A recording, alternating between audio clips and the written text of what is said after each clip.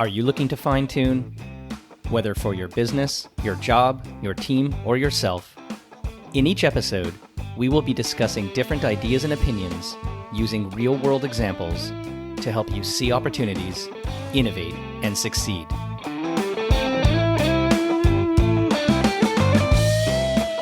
Hi, it's Corby Fine, and welcome to Fine Tune.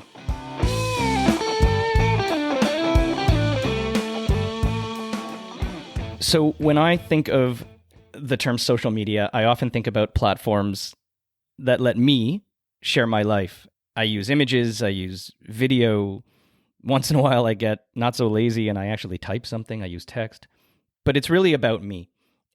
And when I think about Pinterest, it's a little bit more about what I'm interested in as opposed to me and my life.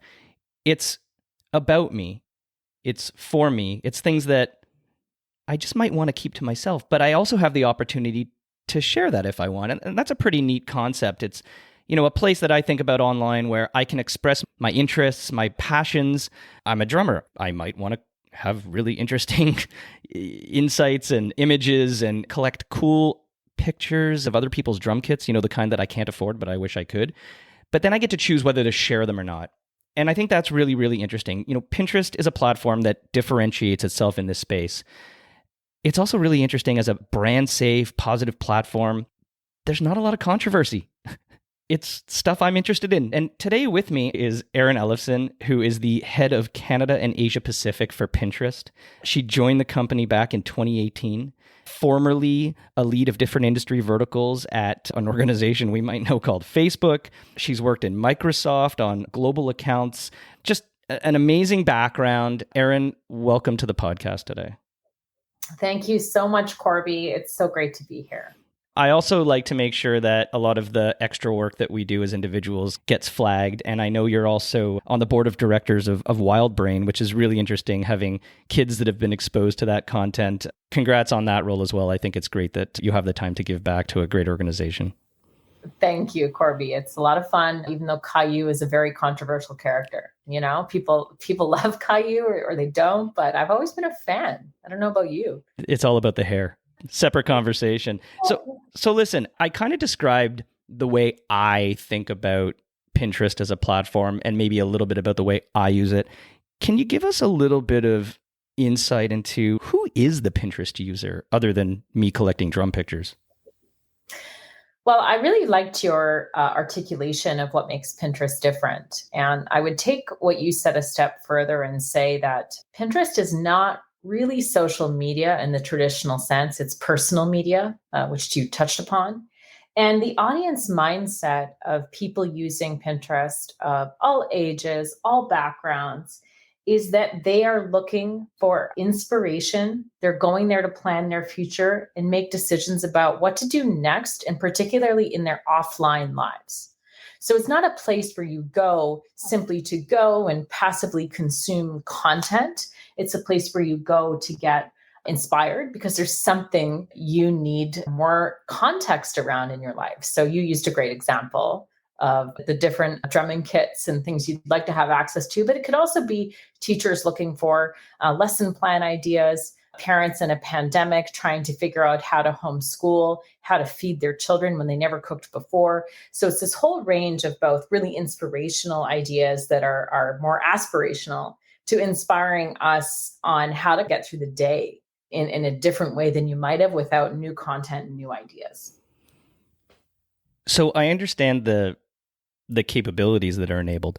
What is it about the individual that says Pinterest is the platform for me?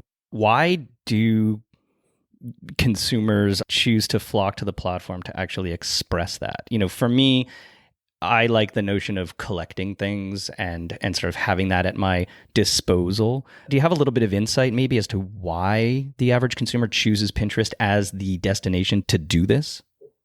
Well, Pinterest is a visual discovery platform. And so when we are seeking ideas about how to do things or what we want to try, pictures and videos are a huge enabler for opening our minds.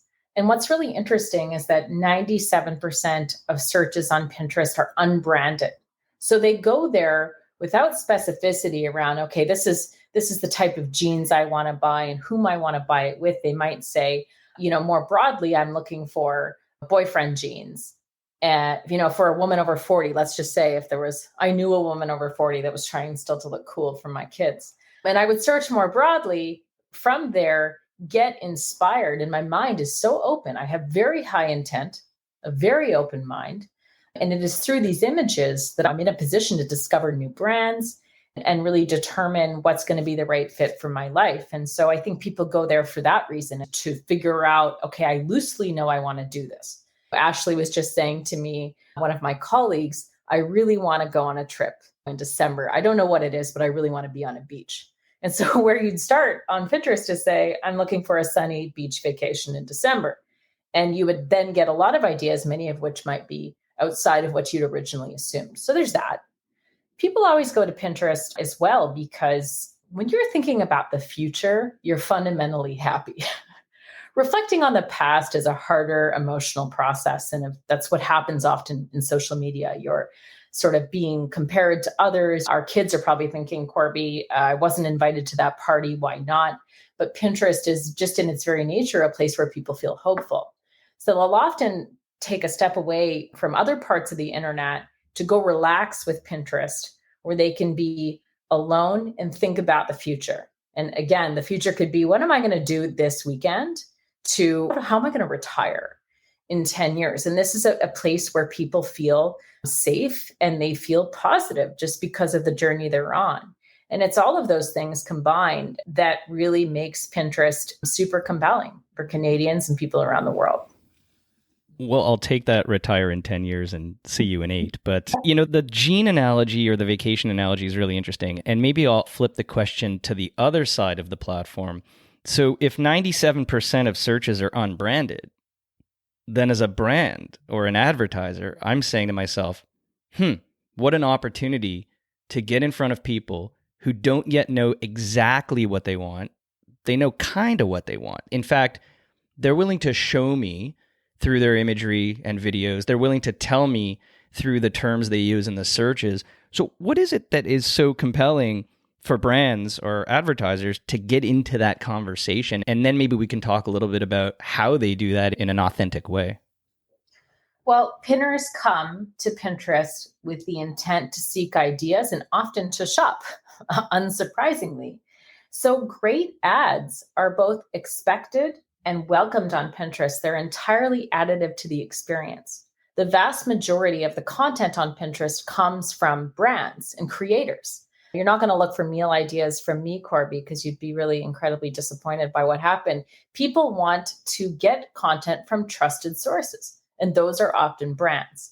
So brands are completely within context of the Pinterest experience and really very additive. They really power the entire platform in lots of different ways.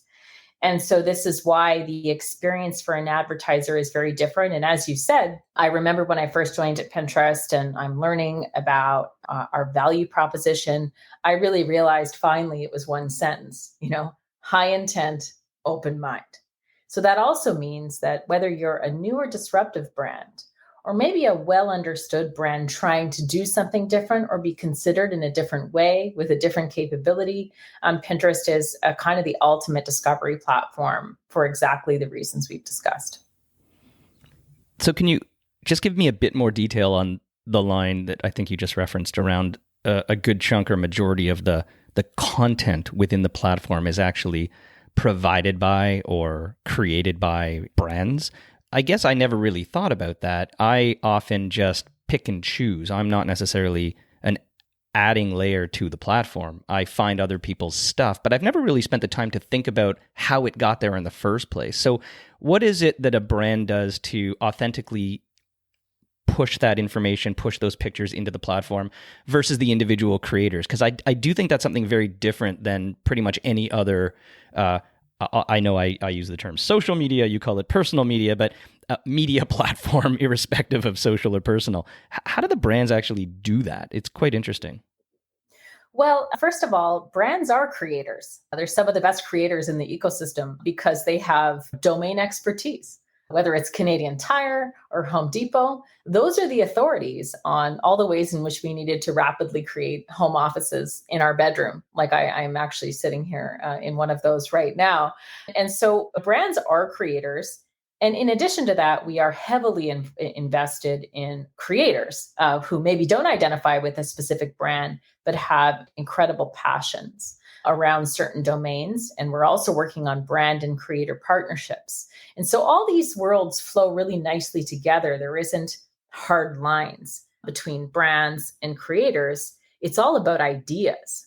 The other thing is that the way in which Pinterest works as a platform is that content can really live on. And so you've said, hey, I didn't really notice that came from brands. Well, there's a massive organic content opportunity for brands as creators, because if you see something and you perhaps pin it to a board, that piece of content can live on. And, actually trend, we see pieces of content, the same piece of content trend at the same time every year. And so it's really about ideas and inspiration. And that can come from many different sources, and brands are a big part of that. One more question on advertisers, and then I want to flip into a different topic. But so as an advertiser, as a brand, I think most people in market and many of my listeners who are in the space understand the traditional, I target an audience, I spend a certain amount against that audience, I put certain types of format ads, whether it's video, whether it's banners, et cetera, et cetera. What are some of the unique opportunities within the Pinterest platform that maybe not everyone's aware of? And what really works? Like, what's driving the engagement if you said, this is really the way to play in Pinterest? Well, it really depends on what an advertiser or brand wants to achieve. But what makes Pinterest incredibly valuable to advertisers is the audience. I talked about high intent and open mind, but 9 out of the 10 people who use Pinterest, which is 400 million people, come with commercial intent. And so what we are able to offer advertisers is incredible signals and data that indicates, these people are in market for X, Y, or Z.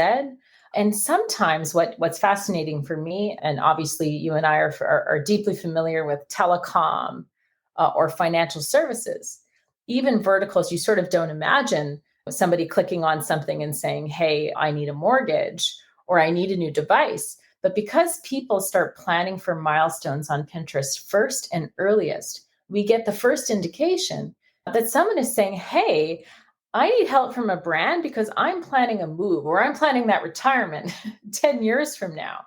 And I'm dreaming about that. And you know what? It'd be really helpful if I got content that helped me complete the picture in my own head of how to do that. So it really comes down to that intent, which is so clear. You go to Pinterest for content. You don't go to Pinterest to look at what friends are doing and happen upon content. Those are two very different processes. And also, because I go to Pinterest with high intent, I'm constantly indicating where I want ideas and inspiration. And sometimes it's very short term. Sometimes it's very, very long term. And we often say we usually know first when somebody's planning a wedding because they start a board early on to sort of start ideating before anyone knows that this is happening, and often before there's ever been an engagement. I think back to the debacle that a big U.S. retailer out of Minneapolis went through trying to predict when someone was having a baby. And I actually think about the very explicit signals that could be relayed on the Pinterest platform, whereby I start to build a nursery, I start to source strollers, I start to do things. It's a very different experience. But by the way, I meant to say you pushed my retirement back 2 more years as well. You said 10 again. We got to solve this 8-year problem. But I think one of the things, though, that this all sums to is this notion of, maybe the right word is, you said prediction, and I think it's ultimately these trends. And I know you guys do a lot of research on trends. In fact, I've read some of your documents and they're great. Your annual report in terms of like what is trending, what's coming. You're literally having the consumer audience, 400 million of them, tell you what's going to be hot. Can you maybe talk a little bit about the power in that and how Pinterest uses that information? Well, trends and not yet trending and insights is really core to many of our partnerships with brands. Even outside of the context, of course, of advertising, it's giving brands insight into where people's heads are at. And before the start of every new year, so coming this December and in previous Decembers, we release an annual report we call Pinterest Predicts. You may have heard of it. And just like our users, we don't look at the past. So often when you get these like end of year wrap ups, people are saying, here's what happened. That's not what we do. We say, here's what's going to happen. And so we really create a selection of the most inspiring and interesting ideas people are going to explore for the year to come. So again, it's not your typical trend report. It's a not yet trending report, and giving people the insight into how to potentially action or act upon those trends as a brand. And in fact, the trends are global, which means it's also representative of Canadians. It's an aggregation and review and analysis of data from these 400 million people around the world. And a fun fact is that, 80% of the trends we reveal in the annual Pinterest Predicts report are correct. They even were in a pre-pandemic year, in fact, and those continue to trend throughout the following year. And so by offering brands a peek into the future during that kind of really early discovery process, we help those brands connect more deeply with their audiences. And we've had many advertisers who really action that exact trend and think about it in really unique ways, even if that trend is not explicitly tied to the product or service they want to speak about. So I think back to a story of many years ago, and there was a very innovative, well, maybe at the time they weren't. There was a shoe company, and they were tracking what was happening in urban centers across the U.S., spent a lot of time with market researchers in the Bronx and Queens, and they saw a trend happening in a certain sort of legacy shoe coming back, and they wound up remaking them. It was Hush Puppies. And many years ago, the Hush Puppy came back in style simply based on the fact that they noticed what was happening. And that was real. That was tangible, physical, terrestrial. Do you have any examples, any insights in terms of maybe how a brand has taken advantage of the trends that come out of the Pinterest platform and maybe something they've done with it, whether it's actually translating into a new product, a new service, or to your point, maybe it's just the way in which they market and take advantage of the sentiment and the desire of the consumer audience? Anything that comes to mind?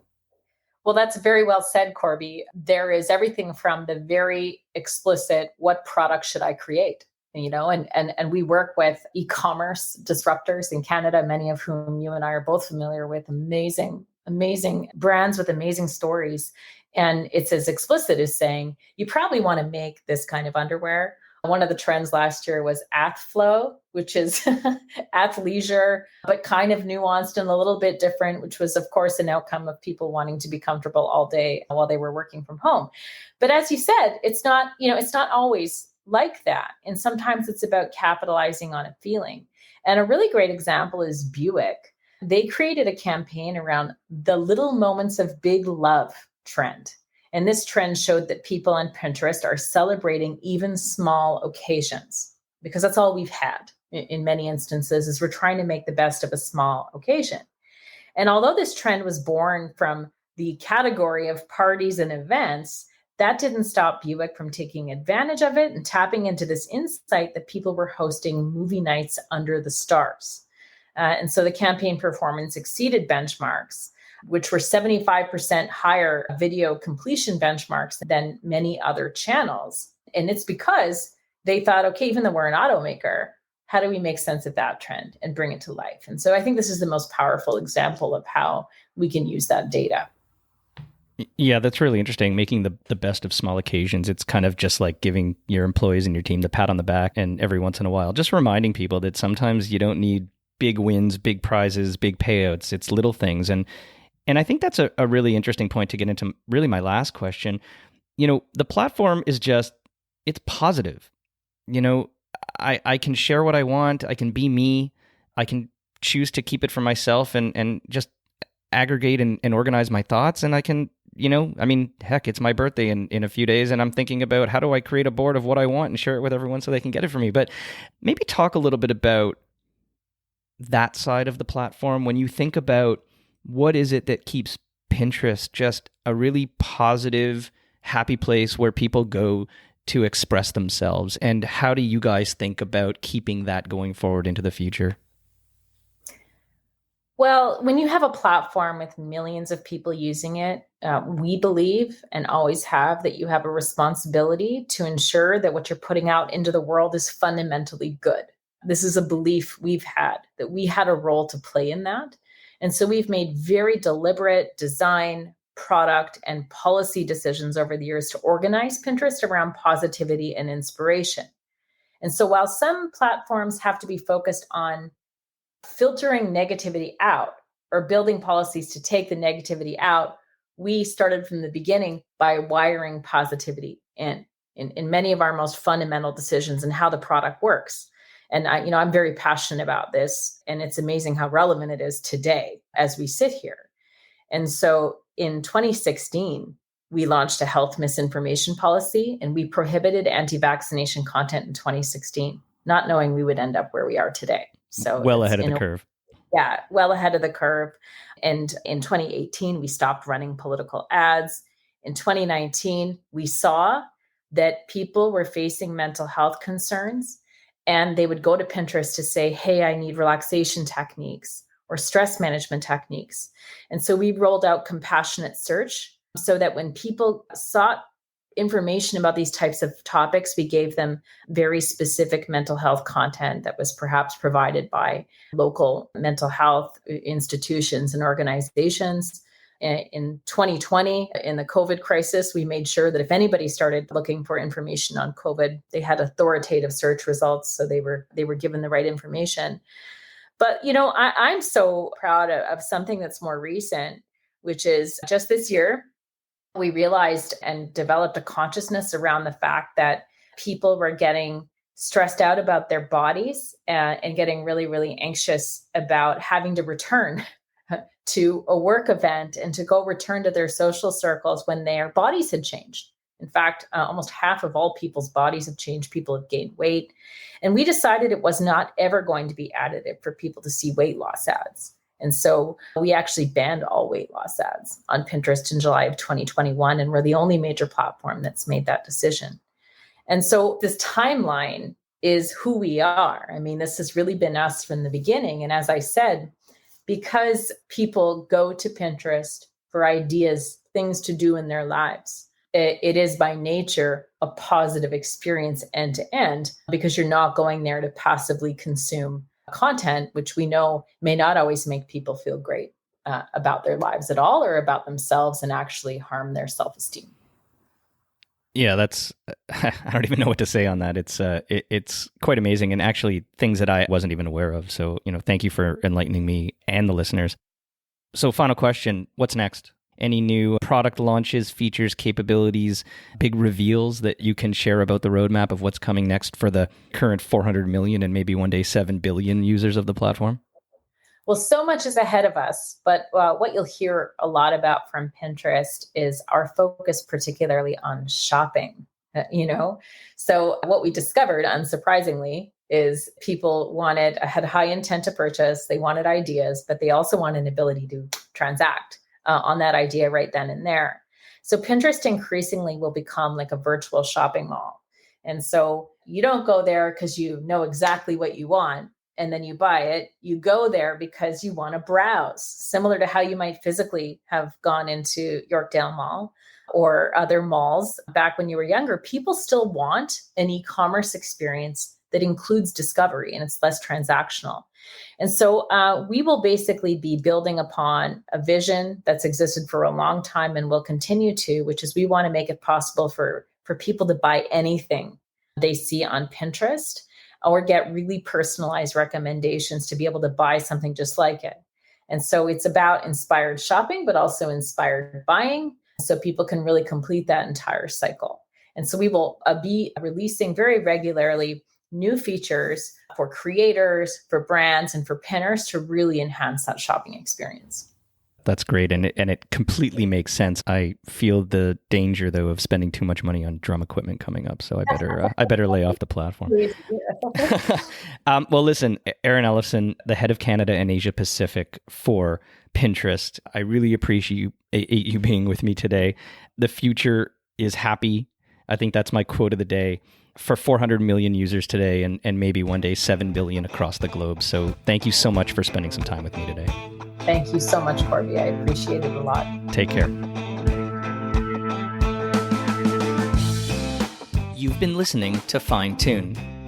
If you haven't done so already, please subscribe to the show wherever you get your podcasts. You can connect with me on Twitter @CFine, through LinkedIn @CorbyFine, or visit my website, corbyfine.com.